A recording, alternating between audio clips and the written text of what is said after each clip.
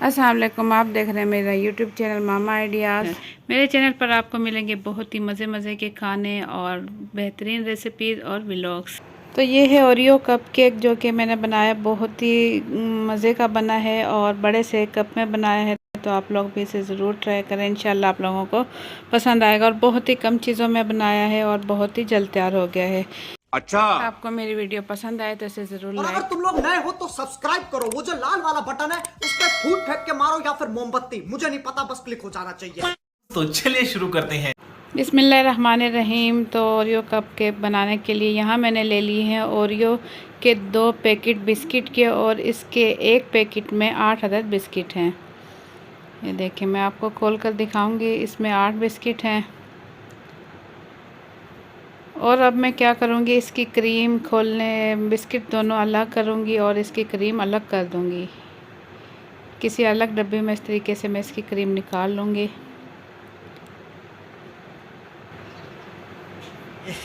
रहा नहीं जाता।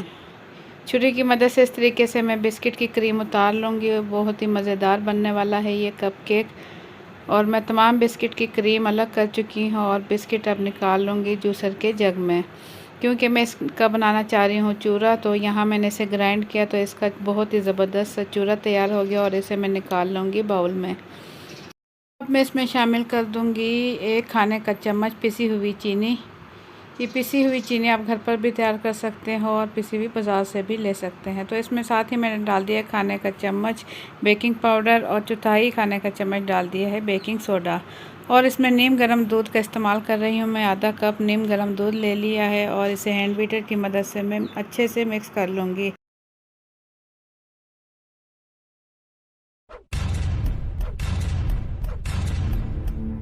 इसकी मिक्सिंग के लिए मैं हैंड बीटर एक ही साइड पर चलाऊंगी, जिससे हमारा बैटर अच्छे से तैयार हो जाए।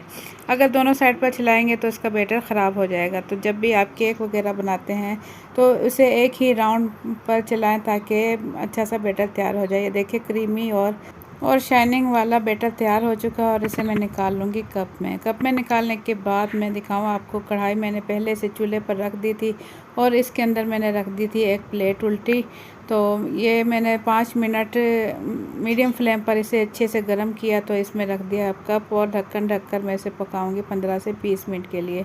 बिल्कुल लो फ्लेम पर मैंने इसे पकाया तो 15 से 20 मिनट गुजर चुके हैं। तो आप देख सकते हैं कप ओरियो कप केक माशाल्लाह बहुत ही ज़बरदस्त तैयार हो चुका है। देखिए, बहुत ही खूबसूरत अच्छे से फूल चुका है। और अब हम इसे चेक करेंगे कि ये अंदर से भी पक चुका है कि नहीं। तो चेक करने के लिए यहाँ मैं एक टूथपिक का इस्तेमाल करूँगी। ये देखें, इस तरीके से अगर टूथपिक गीली निकलती है तो इसका मतलब है ये अभी कच्चा है। तो टूथपिक बिल्कुल खुश्क निकली तो ये तैयार है।